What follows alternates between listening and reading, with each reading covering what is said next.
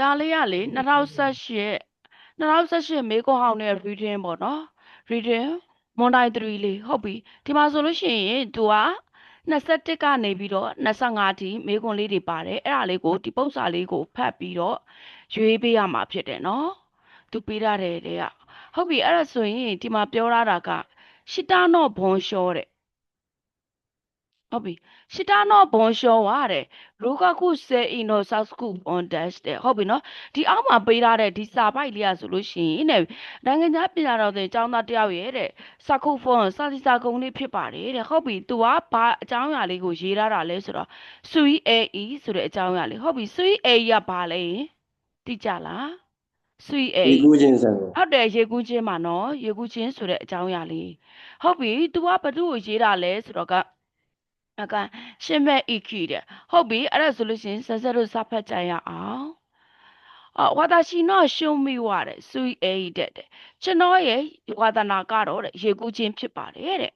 မိုင်းရှူတဲ့အပတ်တိုင်းတဲ့ပူရုတဲ့နော်ရေကူးကံမတဲ့အိုယောဤတဲ့အီမတ်တဲ့ဟုတ်ပြီနော်သူကရေကိုနေ့တိုင်းရေကူးနေပါတယ်တဲ့ရေကူးကံမတဲ့ဟုတ်ပြီ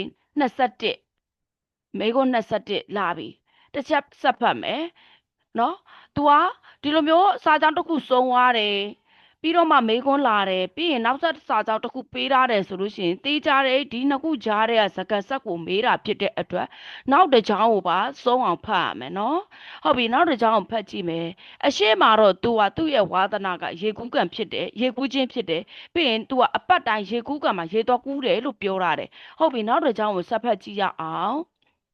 ဟုတ်ကဲ့ဟန်တိုးရှိတဲ့ဟန်တိုးရှိမရဲ့မားတယ်ဝါတယ်အိုယောခုခုတုကဒေကီမဆန်ဒက်ရှ်တာနော်လွန်ခဲ့တဲ့နှစ်ဝက်လောက်အထိကတဲ့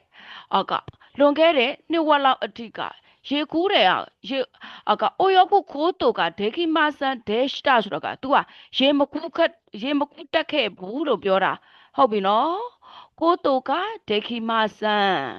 မလောက်ခဲ့ဘူးမလုံနိုင်ခဲ့ဘူးဟုတ်ပြီနော်အဲ့တော့မလုံနိုင်ခဲ့ဘူးဆိုတော့သူကအိုယောခုခိုးသူကဒေခိမဆန်းဆိုတော့ကရေမကူးနိုင်ခဲ့ပါဘူးတဲ့ဟုတ်ပြီအရှိမကသူကသူ့ရဲ့ဝါသနာကရေကူးခြင်းဖြစ်တယ်နေ့တိုင်း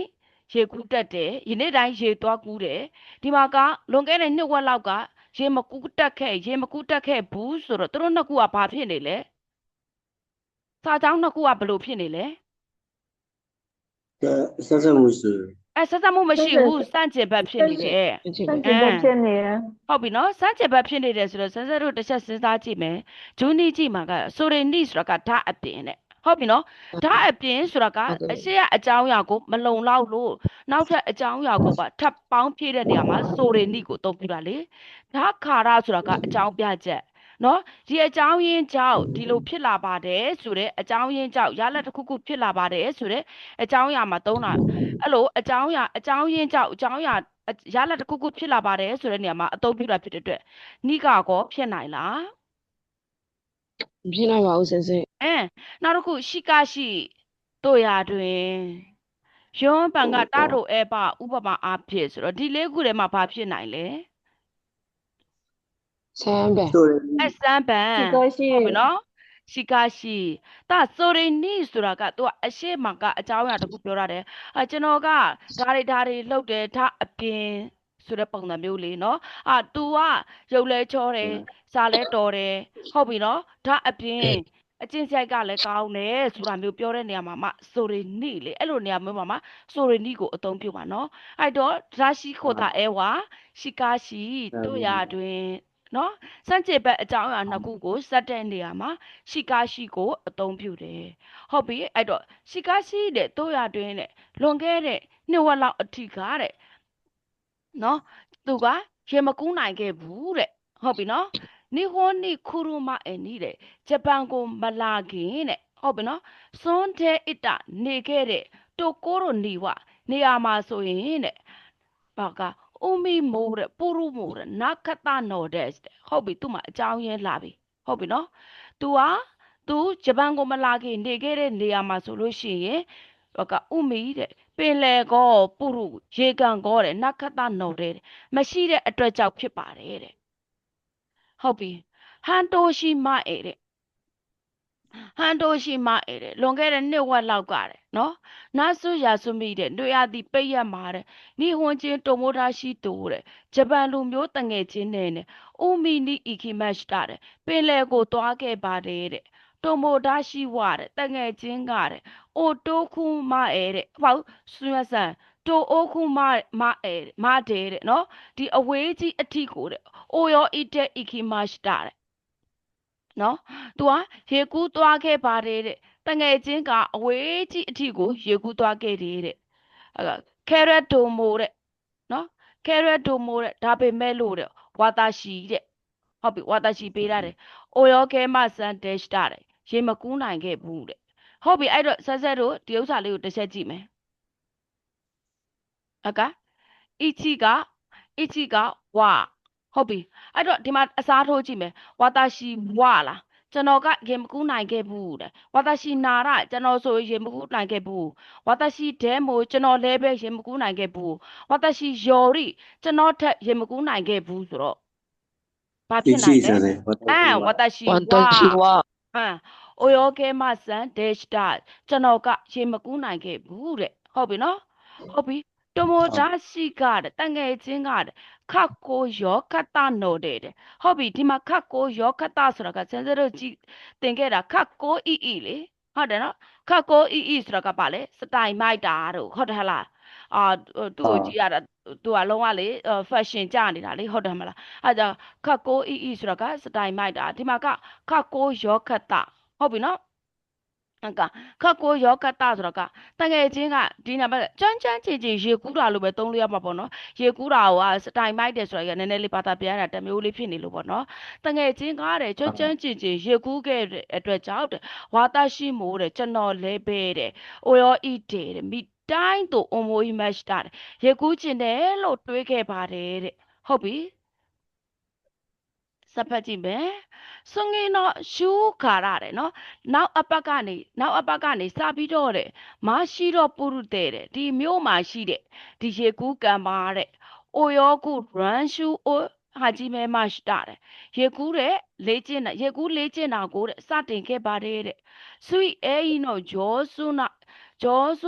တိုမိုဒါရှိနေတဲ့ရေကူးတာကိုကျွမ်းကျင်တဲ့တငယ်ချင်းထံမှာတဲ့နော်ဟုတ်ကအိုယောဂီခတ်တာအိုတဲ့ရေကူးပုံရေကူးနီးကိုတဲ့ဟုတ်ပြီနော်အိုယောဂီခတ်တာဟုတ်ပြီနော်ဒီမှာကအိုယောဂီဆိုတော့ဘာဖောင်လဲအိုယောဂီဘာဖောင်လဲ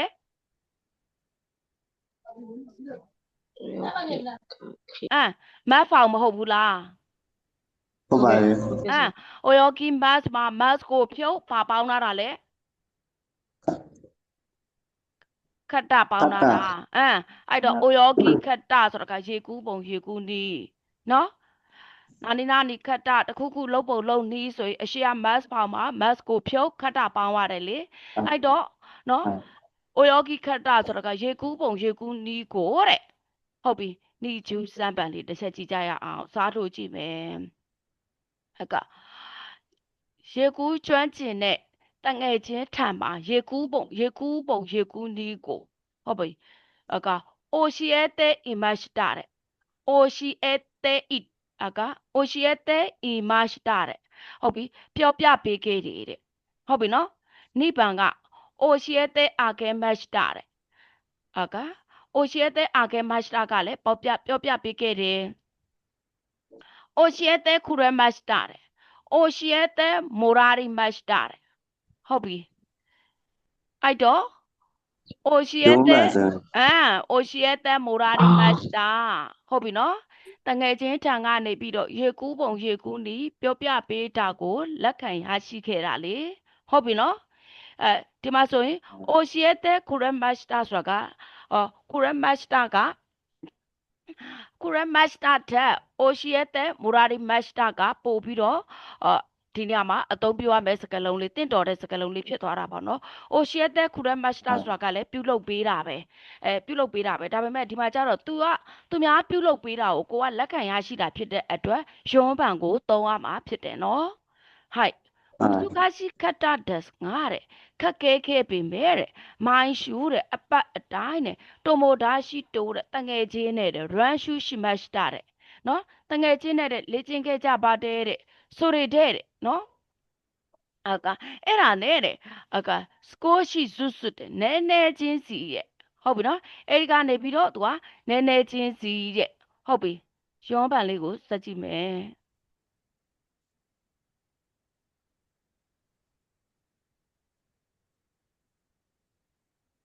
မနော်စကိုကြီးစုစုနဲနဲချင်းစီတဲ့အိုယောဤတဲโอเคမတ်တာတဲ့ရေကူးထားခဲ့တဲ့နော်အိုယောကဲရူယောနိနာရီမတ်တာတဲ့ရေကူးလာနိုင်ခဲ့တဲ့အိုယောဤတဲရှိမိုင်းမတ်တာတဲ့ရေကူးခဲ့တဲ့အိုယောကဲရူခိုးတိုကနာရီမတ်တာတဲ့ရေကူးနိုင်တယ်ဆိုတဲ့အကြောင်းအရာကဖြစ်လာခဲ့တဲ့ဟုတ်ပြီအချီနိဆန်ယောဘာဖြစ်နိုင်လဲနိဆန်နိဗ္ဗာန်နော်နာရိမတ်တာနာရိမတ်တာဆိုတာကသူကပြောင်းလဲမှုကိုဖော်ပြတာလေနော်အဲ့တော့ရေကူးလာနိုင်ခဲ့တယ်ဖြစ်တဲ့အတွက်နိဗ္ဗာန်ကိုသုံးရမှာဖြစ်တယ်ဟုတ်ပြီအဲ့တော့စမ်းစမ်းတို့စိုက်ပြီးတော့ဖတ်ကြည့်ကြရအောင်ဟုတ်ပြီအိမဝါဒဟိတိုရီတဲ့ရန်ရှူရှိတဲ့အိမတ်တဲ့အခုကတော့တဲ့တယောက်တည်းလေ့ကျင့်နေပါတယ်တဲ့အဲ့ဒါအိုယောကူနော်ရတယ်နော်ရေကူးတာကတဲ့တိုတဲမို့တဲ့အရန်ကိုတဲ့တာနော်ရှိတဲ့တဲ့ပျော်ရွှင်ဖို့ကောင်းပါတယ်တဲ့စွန့်ငိမ့်နေတဲ့နောက်မှလဲပဲတဲ့နော်ဦးမိနိအခုမားတယ်နှိတဲ့တာခုဆန်းတဲ့ပင်လယ်ကိုသွားတဲ့အထိဒီနောက်ပိုင်းမှာလဲပဲသူကပင်လယ်ကိုသွားတဲ့အထိကိုတဲ့တာခုဆန်းနဲ့အများကြီးတဲ့ဟုတ်ပြီနော်တာခုဆန်းအများကြီးသူပါလှုပ်ချင်တာလဲကြည့်ကြရအောင်ရန်ရှူစုရုတာမဲတက်တဲ့လေ့ကျင့်ဖို့အတွက်ဖြစ်ပါတယ်တဲ့ဟုတ်ပြီနော်ရန်ရှူရှိတရောတဲ့လေ့ကျင့်ခဲ့တဲ့ပုံပါပဲတဲ့ဟုတ်ပြီနော်ရန်ရှူရှိတိုင်းတဲ့လေ့ကျင့်ခြင်းပါတယ်တဲ့ရန်ရှူစုရုဆိုတဲ့လေ့ကျင့်လေ့ကျင့်မယ်လို့ကြားတယ်တဲ့ဟုတ်ပြီစမ်းပါဆိုရင်လေ့ကျင့်ချင်ပါစမ်းတယ်စမ်းပန်နော်လေ့ကျင့်ခြင်းပါတယ်ဆိုတာကမှအပြေမှန်ဖြစ်ပါတယ်နော်